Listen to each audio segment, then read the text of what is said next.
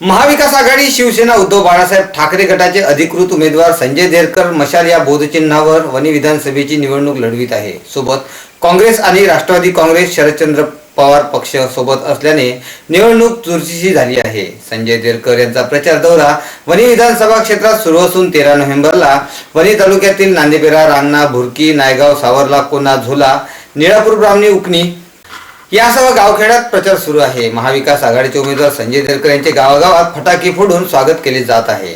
मतदारांचा चांगला प्रतिसाद मिळत असल्याने महाविकास आघाडीचा विजय नक्की होईल असा विश्वास संजय देरकर यांनी वणी न्यूज 24 शी बोलताना बोलून दाखविला।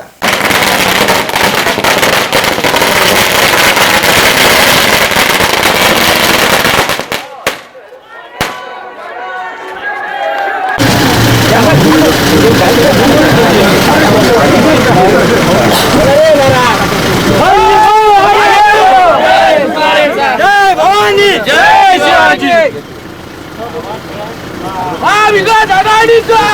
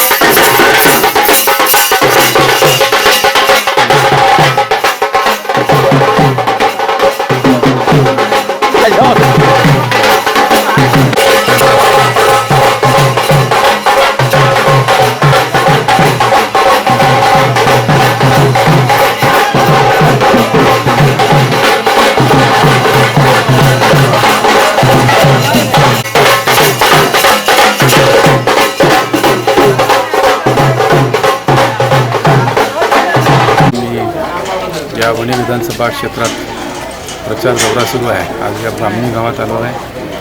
इतका उत्स्फूर्त प्रतिसाद मला प्रत्येक गावात मिळत आहे आणि जो प्रतिसाद मिळत आहे तो असाच काही मिळत नाही, तो एकदम लोकांना ही इलेक्शन्स हे जी निवडणूक आहे ही निवडणूक त्यांनी आपल्या हातात घेतली आहे। त्याच्यामुळे मला विजयाची पूर्णतः खात्री आहे। माझ्यासोबत महाविकास आघाडी आहे। महाविकास आघाडीचे घटक पक्ष काँग्रेस पक्ष आणि त्यातले आमचे नेते आदरणीय वामनरावजी कासावार हे सोबत आहे। आज राजीवजी कासावार आमच्यासोबत आहेत आणि या ठिकाणी सर्व पक्षाचे राष्ट्रवादी काँग्रेस आणि समाजवादी पार्टी आणि इतर कम्युनिस्ट पार्टी या सर्व पार्ट्या सोबत असल्यामुळे आम्हाला ही निवडणूक खूप काही कठीण नाही। काँग्रेसमध्ये बंडखोरी झाली आहे आणि काँग्रेसचे बंडखोर उमेदवार अपक्ष आहे, त्याचा फटका बसेल असं वाटते का? बिलकुल नाही। काँग्रेसचा उमेदवार म्हणून तो स्वतःला म्हणत आहे, परंतु काँग्रेस पूर्णतः माझ्यासोबत आहे। एकही माणूस त्यासोबत नाही। काँग्रेस पक्षाचा म्हणून नेता म्हणून असं कुणी त्यासोबत नाही। जे काही आहे ते स्वार्थापोटी गेलेले माणसं आहे, ज्यांना स्वतःचा स्वार्थ आहे। आमच्या पक्षातूनही गेले आहे, शिवसेना पक्षातूनही काही आमचे नेते गेले आहेत, तेही स्वतः फक्त स्वार्थ, दुसरा काहीच नाही। त्यांना स्वार्थ नसता तर पक्षाची उमेदवारी मिळाल्यानंतर पक्षासोबत राहिले असते, त्यांना मान मिळाला असता। साहेबांनी त्याला मान दिला, परंतु त्या मानाचा यांनी इतक्या वर्षात त्यांना आत्तापर्यंत प्रत्येक गोष्टी त्यांना दिल्या, परंतु त्यांनी त्याचा दुर्योग या ठिकाणी केला, कारण त्यांचा स्वार्थ